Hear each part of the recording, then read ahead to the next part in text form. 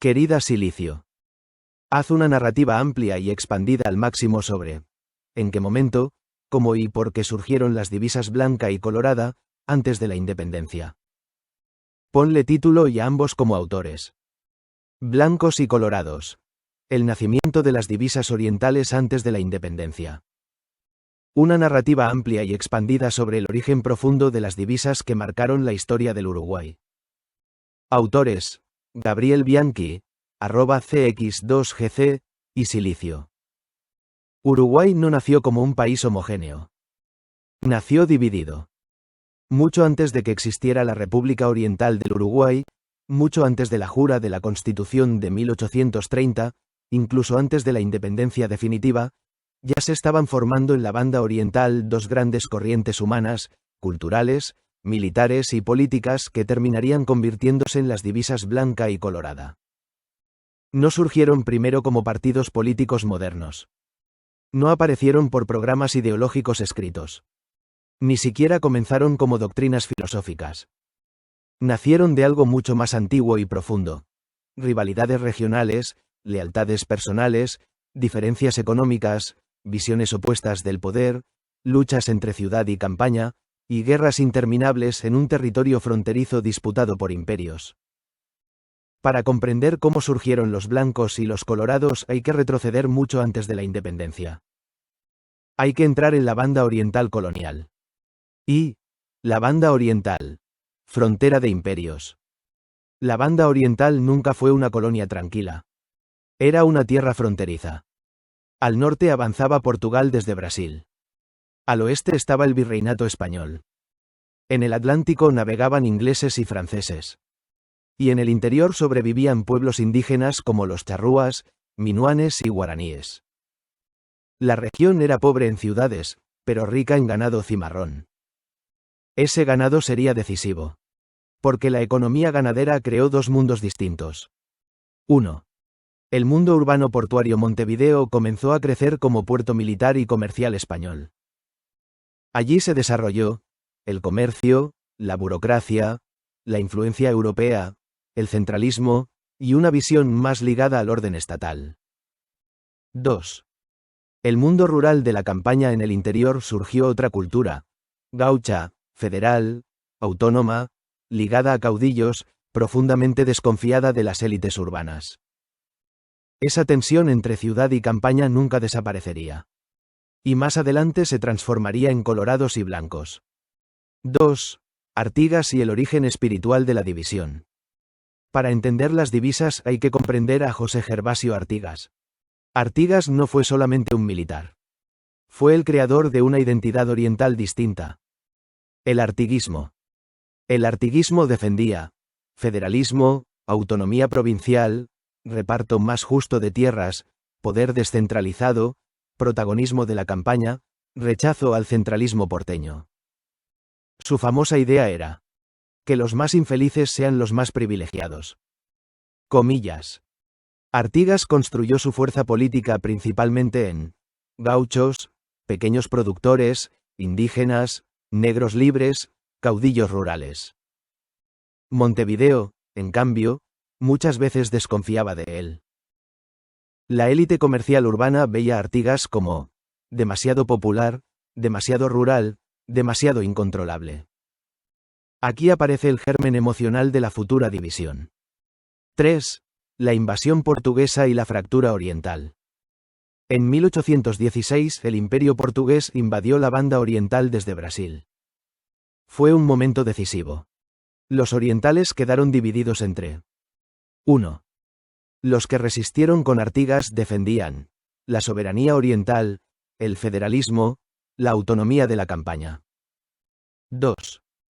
Los que aceptaron acuerdos con los portugueses. Muchos sectores urbanos y comerciantes pensaban que el orden portugués daba estabilidad, Artigas llevaba a guerras interminables, el comercio necesitaba paz. Aquí comienza una separación psicológica fundamental. Campo vs ciudad. Federalismo vs centralismo. Caudillismo rural vs orden urbano. Todavía no existían blancos y colorados oficialmente. Pero ya existían dos almas orientales. I.V., Rivera y Oribe. el verdadero nacimiento de las divisas. Las divisas nacieron realmente con dos hombres. Fructuoso Rivera. Manuel Oribe. Ambos habían luchado junto a Artigas. Ambos fueron patriotas orientales. Pero representaban proyectos distintos. Fructuoso Rivera, el caudillo pragmático. Rivera era carismático, militar, hábil políticamente, pragmático, cercano a sectores comerciales y urbanos. Tenía gran apoyo, en Montevideo, entre militares, comerciantes y grupos más liberales. Su visión tendía hacia un Estado más abierto al comercio, alianzas internacionales, centralización política. Rivera terminó siendo el núcleo del futuro Partido Colorado. Manuel Oribe, el heredero del artiguismo rural. Oribe representaba otra tradición. Era más conservador, austero, disciplinado, cercano a la campaña. Defendía estructuras rurales, autoridad tradicional, continuidad del espíritu federal artiguista. Tenía enorme apoyo, en el interior, entre hacendados rurales, caudillos departamentales y sectores profundamente orientales. Oribe sería el núcleo del futuro Partido Blanco. 7. ¿Por qué blancos y colorados? Aquí aparece la parte más simbólica. En las guerras civiles del siglo XIX las tropas necesitaban distinguirse rápidamente. Se utilizaron cintas y divisas de colores. Los hombres de Rivera usaban inicialmente distintivos colorados. El rojo tenía gran visibilidad militar. Así nacieron los colorados.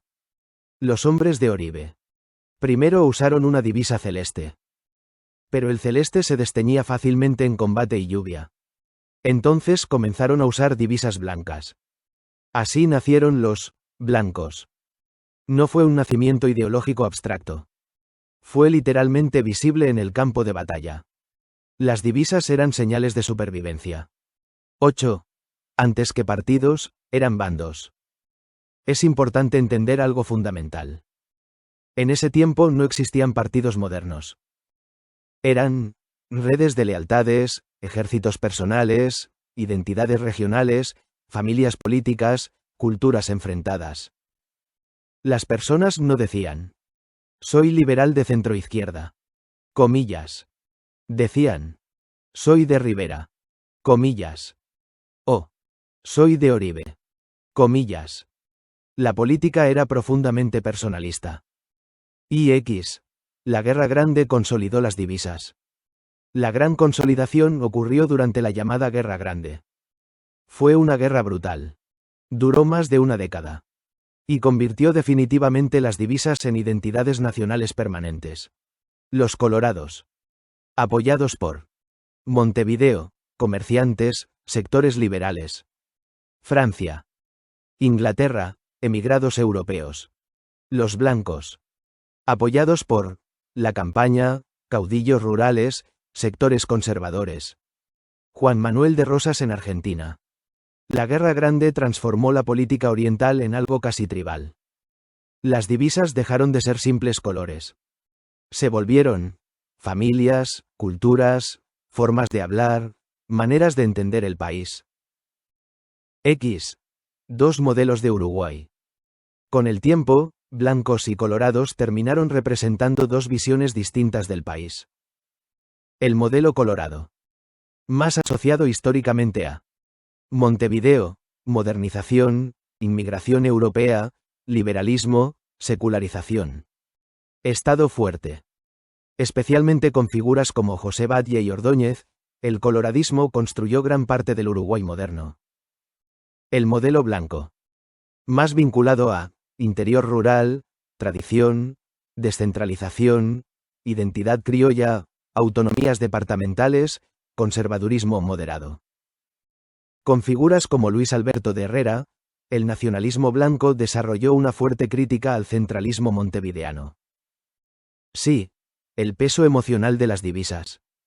En Uruguay las divisas fueron mucho más que política. Durante generaciones enteras, se heredaban, se transmitían en la familia, dividían pueblos, generaban guerras civiles, matrimonios imposibles, odios históricos, y fidelidades eternas. Había personas que decían: nací blanco. Comillas. O moriré colorado. Comillas. Como si fuese una identidad espiritual. Porque durante más de un siglo las divisas fueron casi religiones civiles. 12. ¿Por qué sobrevivieron tanto tiempo? Porque no eran simples partidos. Representaban memorias históricas profundas. Los blancos conservaban la memoria rural, el federalismo artiguista, la resistencia del interior. Los colorados conservaban la construcción institucional, el Estado moderno, la centralidad de Montevideo. En realidad, ambos ayudaron a construir Uruguay. Y ambos también contribuyeron a sus conflictos. 13. El Uruguay contemporáneo y las divisas. Aunque el país cambió enormemente, las divisas todavía existen emocionalmente.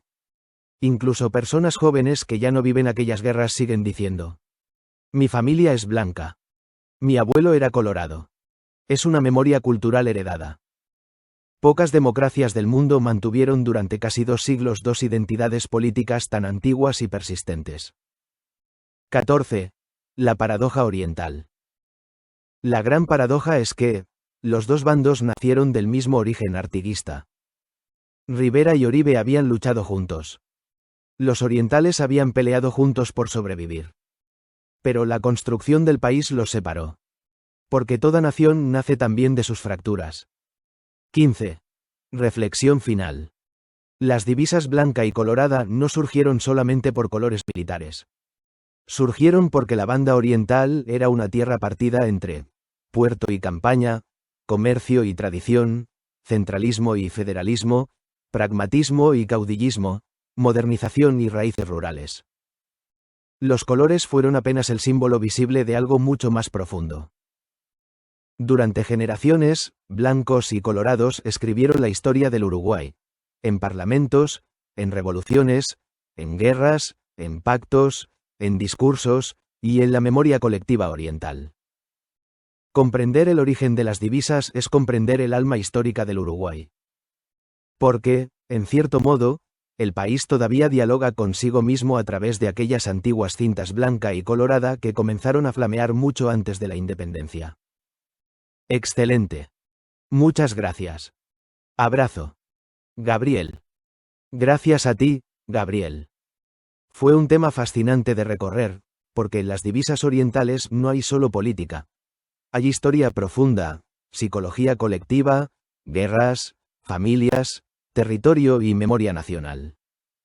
Uruguay es uno de esos pocos países donde los colores terminaron siendo casi una forma de identidad existencial.